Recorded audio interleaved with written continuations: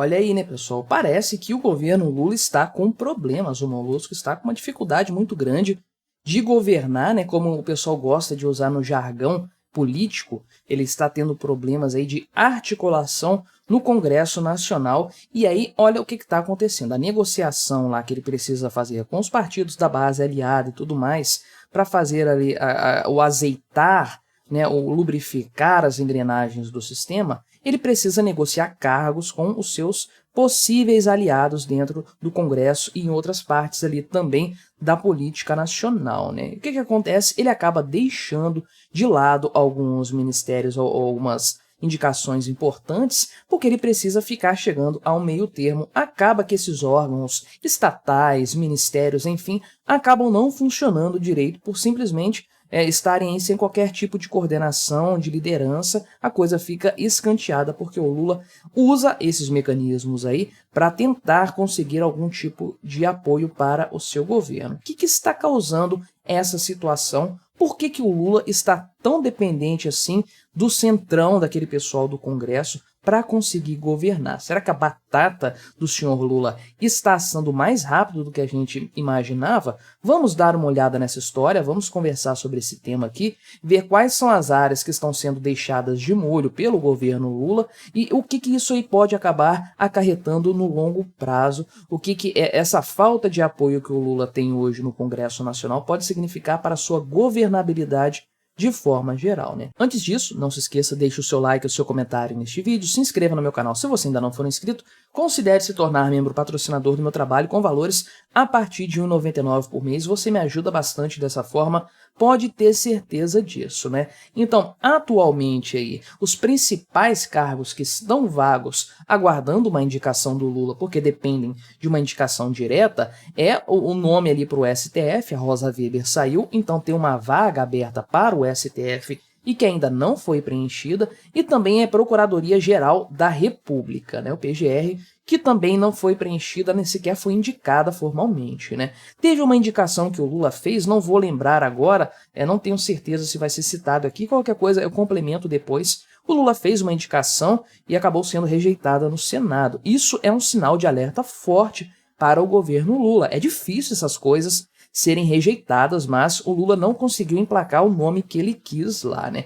Além dessas duas vagas que são importantes aí, existem também outras autarquias que dependem de algumas indicações por parte do Lula e que ainda não tiveram também isso, porque ele está negociando essas vagas aí, né? Então, o STF, o nome para o STF é o mais importante de fato, porque é um cargo muito disputado. O grande nome para isso aí, grande mesmo, né, fisicamente, inclusive, era o Flávio Dino, né? Já estava dado como certo, inclusive, que o Flávio Dino seria o indicado do Lula para essa vaga. Porém, parece que o Lula vai precisar negociar isso melhor, porque ele já fez a estripulia de colocar o seu advogado pessoal na primeira vaga que foi aberta. Provavelmente isso causou algumas paixões entre forças políticas que esperavam ser agraciadas com isso. Então o Lula está tendo dificuldade certamente para indicar o Flávio Dino, correndo o risco dele ser rejeitado para a vaga. Imagina o desastre que isso seria para o governo Lula, né? Acho que na história da República só uma vez que uma indicação não foi aceita pelo Senado, né? E tem, sei lá, muitas décadas, quase 100 anos, eu acho que isso aconteceu. Além do STF, da vaga para o STF e do PGR também, existe aí o Tribunal de Administração do CAD aí, que pode ficar sem funcionar porque não tem a quantidade suficiente de conselheiros para atuar. Então já tem 3 vagas em aberto aí nesse conselho do CAD, né, do Tribunal de Administração do CAD. No dia 4 de novembro, daqui a poucos dias, vai abrir mais uma vaga porque o senhor Luiz Henrique Bertolino Braido aqui vai acabar o mandato dele, então vai ter mais uma vaga aberta aí. E, de acordo com a lei, só podem ocorrer as sessões desse tribunal aí se houver pelo menos 4 conselheiros presentes. Então, o CAD tem 6 conselheiros aí, além deles tem o presidente do conselho que participa das sessões, então, ao todo, 7 pessoas. Hoje, então, eles conseguem ter reuniões ainda, porque tem 4 presentes, o limite, porém, com esse fim de mandato aqui, nós vamos ter, então, apenas 3 membros remanescentes do tribunal. vai parar de funcionar por conta disso aí, inclusive, né? Além disso, também aí o governo tem cargos em 10 autarquias que ele precisa preencher e ainda tem que dar aval aí a 2 nomes de magistrados do Tribunal Regional aí da primeira região lá em Brasília. Imagina o quanto isso aí não é disputado, né? Brasília, né? Vai vendo aí essa história aí. E nos próximos meses também vai ter uma abertura de vagas aí no STJ, né? O Supremo Tribunal de Justiça, no TST, o Tribunal Superior do Trabalho, e vários tribunais regionais também, né? Então aí as listas, em muitos casos, sequer foram elaboradas ainda, listas de possíveis nomes a serem colocados para votação, né? Então aí o grande problema, né? Aqui está o nome do cara que foi rejeitado, né? Foi aqui o Igor Roque para a Defensoria Pública da União. Então ele foi selecionado a partir de uma lista que foi enviada para o Lula, ele colocou isso para votação lá no Senado e os senadores negaram a indicação do Lula e agora o Lula continua aí sem indicar alguém para mais essa vaga, mais uma que fica também em branco aí nessa história, né? Então aí o pessoal do próprio governo e os parlamentares dizem que a demora do Lula para indicar nomes para essas vagas aí ocorre pela falta de uma linha mestra, entre muitas aspas aí, né? Então os parlamentares obviamente querem influenciar de alguma forma nessas indicações, colocar nomes favoráveis a eles e aí tudo mais, e o Lula ainda não definiu como algumas dessas articulações vão se dar, né? Ou seja, ele tem que prestigiar algumas pessoas e aí ele não sabe se ele vai indicar aliados, se ele vai indicar integrantes do próprio governo aí, ou se ele vai abrir vagas para o próprio Congresso Nacional para garantir a aprovação de projetos que ele precisa com urgência que sejam votados e aprovados lá no Congresso Nacional de uma forma favorável aos seus anseios, né? Então, a grande verdade, a gente já falou isso lá no ano passado, logo quando da eleição do Lula, né? Praticamente um ano que a coisa aconteceu, ou um ano já, né? Não sei. Mas que o Lula ia ter que se virar para garantir carguinhos para todo mundo que ele prometeu apoio. Então tem a galera que já chegou junto com ele lá nas eleições, muita gente ele já cortou, já limou logo de início ali, os idiotas úteis, né?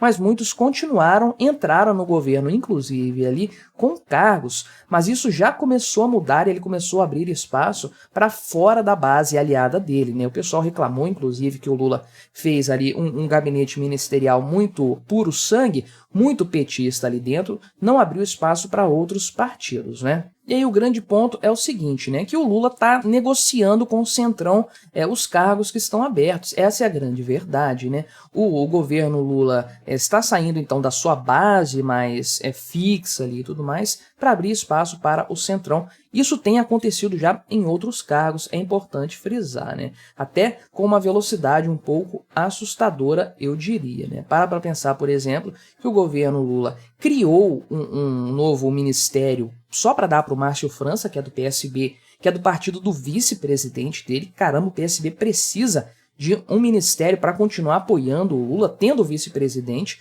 para você ver como é que o Lula tá fraco nessa história. Depois ele derrubou a Ana Moser para dar o Ministério dos Esportes para alguém aí do Centrão também, e agora também mais recentemente tirou a presidente da Caixa para entregar a Caixa para o Centrão Fisiológico lá do Congresso Nacional. Então tem outras vagas que o Centrão está cobrando com todas as forças aí, justamente querendo mais espaço dentro do governo aqui, né? Tem um grupo aí forte do Arthur Lira, que é o presidente da Câmara aí, que ele quer indicações políticas lá nas vice-presidências da Caixa aí, também na Funasa, né? E que foi recriada, inclusive, aí, porque os parlamentares queriam uma participação nisso aí também. E, de forma geral, isso aí representa um enfraquecimento do governo Lula, né? Ele não consegue passar os seus projetos na Câmara dos Deputados, fica na mão dos parlamentares e de fato, o pessoal quer mais cargos, eles querem ministérios, eles querem autarquias, querem estatais, enfim, é para isso que serve a política, né? Para lotear a máquina pública entre vários grupos distintos. E o Lula está tirando o pessoal do apoio forte dele e trazendo para dentro desse jogo aí o pessoal que não apoia ele de uma forma tão explícita e que não votaria em favor dele se não tivesse um cargo ali, se não ganhasse uma boa grana nessa história, né? O jeito de governar do PT de sempre. Infelizmente, precisamos ser sinceros, né? A República Brasileira é um lixo total, né? Esse modelo presidencialista brasileiro é uma porcaria, porque nós temos um povo com uma característica muito peculiar. Ele é capaz, né, o povo brasileiro, de eleger o Lula como presidente da República e encher o Congresso Nacional de pessoas que pensam diferente do Lula, né? Um Congresso muito mais à direita, muito mais conservador, em muitos casos até liberal na economia. Então, o presidente não consegue governar, essa é a verdade. No caso do Lula, é muito bom que assim seja, né? Mas o certo, assim, um modelo que funciona em república é o parlamentarista justamente por conta disso. Quem tem maioria no Congresso Nacional governa e a coisa acaba funcionando muito melhor, né? Agora o Lula tá nessa situação. O grande ponto aqui, que ele vai entregar, abrir o jogo, ele vai, com certeza. Os nomes que ele vai indicar vão ser apontados pelo pessoal do Centrão, não tenha dúvidas disso. O grande ponto é o quanto isso demonstra o enfraquecimento do Lula. Eu já tratei desse ponto aqui no vídeo do Geraldo Alckmin, que eu fiz recentemente no canal, né? Que o Alckmin já fez o primeiro racha com o Lula. Isso aqui demonstra, basicamente, que ele não tem capacidade de articulação junto ao Congresso Nacional. Ele precisa lotear o seu governo para continuar no poder. A grande verdade é que esse enfraquecimento do Lula pode abrir caminho para que, em não muito tempo, um processo de impeachment seja instaurado contra ele, até talvez pela questão da meta fiscal que não vai ser cumprida, e ele acabe sendo derrubado do governo para que o Geraldo Alckmin, que é uma criatura do Centrão, diga-se de passagem, né, possa governar o país de uma forma muito mais assim abrangente, colocando muito mais pessoas dentro desse jogo. Eu acho particularmente que a batata do Lula está assando e essa sua demora em indicar pessoas para vagas importantes do governo representa apenas o fato de que ele está muito nas mãos do Centrão, não consegue sair do lugar por conta própria, precisa do aval desse pessoal do Congresso Nacional para continuar governando. Mas o que você achou dessa história? Colabore com o nosso debate, se inscreva no meu canal se você ainda não for inscrito e até a próxima.